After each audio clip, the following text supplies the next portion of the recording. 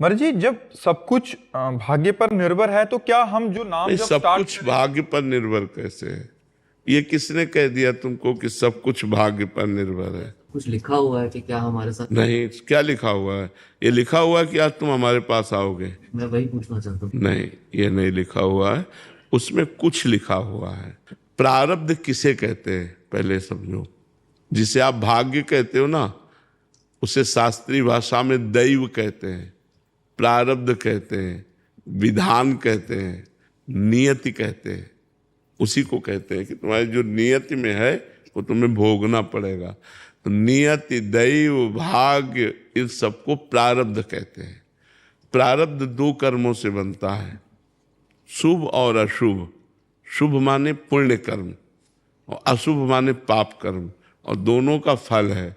शुभ का फल है सफलता, विजय, अनुकूलता, विविध सामग्री, भोग सामग्री, और अशुभ का फल है हार, असफलता, विपत्ति, दुख, रोग, संकट, नाना प्रकार का। ये दो चीजें केवल लिखी हुई है। अब आप आज नया कर्म दान कर रहे हो, पुण्य कर रहे हो, तीर्थयाटन कर रहे हो, भजन, ये आपके ऊपर है। इसे क्रियमाण कहते हैं, उसे प्रारब्ध कहते हैं जो लिखा है, और जो आप करोगे ये नया कर्म क्रियमाण है। और जो आपके अनेक जन्मों का किया हुआ कर्म जमा है उसे संचित कर्म कहते हैं।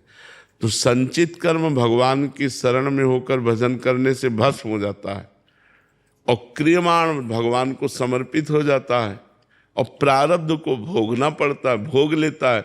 वो तीनों कर्मों से मुक्त होकर भगवान को प्राप्त हो जाता है। इनका कहने का भाव है कि महाराज जी, जब मैंने नाम जब शुरू किया अभी 15 दिन पहले, तो मेरे भाग्य में लिखा था कि मैं 15 दिन अभी नहीं, ये नहीं लिखा था, ये नहीं लिखा था। 15 दिन पहले से आपने भजन शुरू किया, ये भगवान की कृपा और आपका प्रयास, ये आपका प्रयास है और भगवान की कृपा, दोनों सफल हुई तो भजन प्रारंभ हो गया।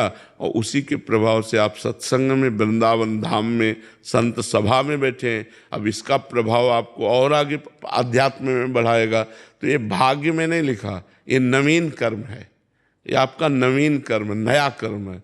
भाग्य पुराना कर्म है जो फल देता है दुख और सुख। जैसे आप वृंदावन आ रहे हैं, कोई घटना घट गई, तो वृंदावन आना तो बहुत बड़ा धर्ममय कार्य था, लेकिन घटना गलत घट गई तो ये प्रारब्ध भोग।